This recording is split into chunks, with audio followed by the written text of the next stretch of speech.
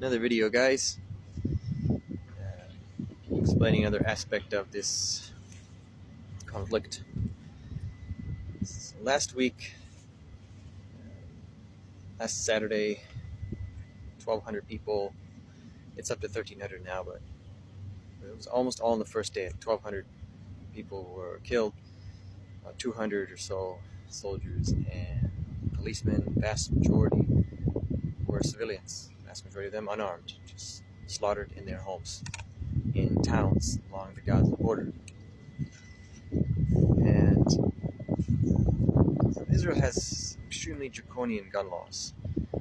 It's one of only two modern Western countries that ban airsoft, the other one being Australia. It bans BB guns. The BB gun that my dad bought me when I was 11 years old, I can't do that for my son for his birthday this month. He'll be 11. I can't even buy it for myself. BB guns, yeah, are banned.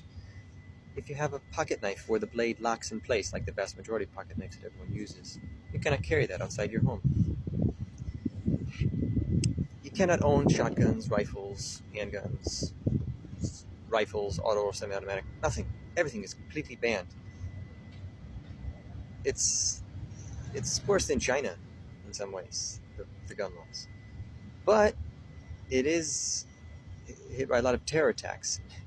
And this is a part of the history of this place since the beginning. So a small percentage of the population is allowed to own one handgun and 50 bullets. When I lived in Jerusalem, I was able to get a license for a handgun. I bought a CZ P07 and I had 50 bullets. God forbid if you accidentally took one additional bullet home from the range and then you had 51 bullets at home, you get in trouble and lose your license.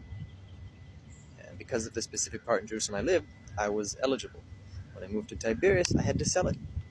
No, can't have even one handgun and 50 bullets.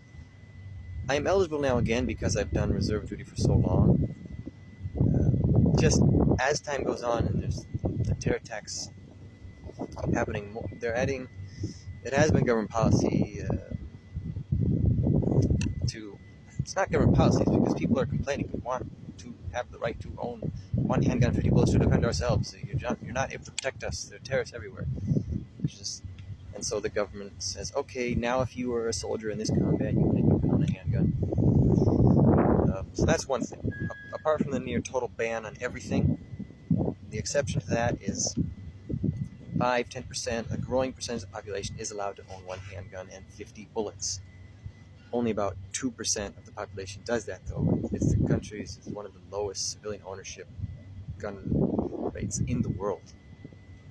Like almost every Western modern country has a higher percentage of firearm ownership than Israel. I mentioned Australia, which bans airsoft, but in Australia you can own shotguns, pump-action shotguns, lever-action rifles, bolt-action rifles. But you can't own an airsoft rifle in Israel. None of that, and not the airsoft either. But you can have the one handgun.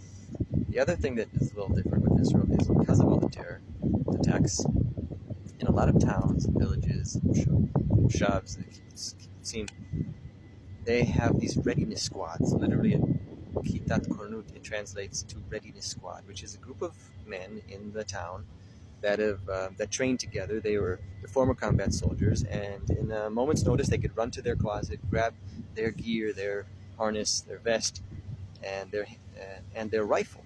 It's not their rifle; it's a rifle that they're borrowing from the police or the military. These readiness squads, the police and the government allows them to borrow rifles for a period of time. You sign it out, and when you're done, you give it back to them.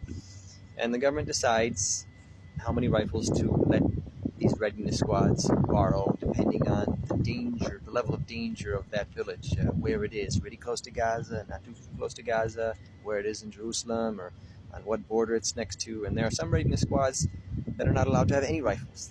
They only have their handguns. And I keep reading these articles about all these towns which were raided and how this mass slaughter happened a week ago. What about the readiness squads? There's one town that had 1,000 people, and the readiness squad was between 8 to 12 people usually. But they were dealing with a lot of theft car thefts, so they enlarged the readiness squad to like 70, which is great. If you have a town of 1,000 people and it's under attack by terrorists, 70 of the men can come and fight. That's great. That's not ideal. I would think it would be a lot better, but it's a lot better than 8.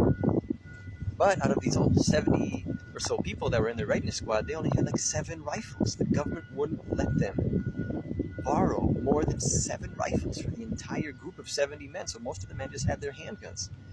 These terrorists that came on their trucks and their motorcycles, they were armed with Kalashnikovs, AK-47s, grenades, rocket-propelled grenades, RPKs, medium machine guns. What are you going to do with a handgun? A handgun is not your main self-defense weapon. A rifle is a semi-automatic, automatic rifle.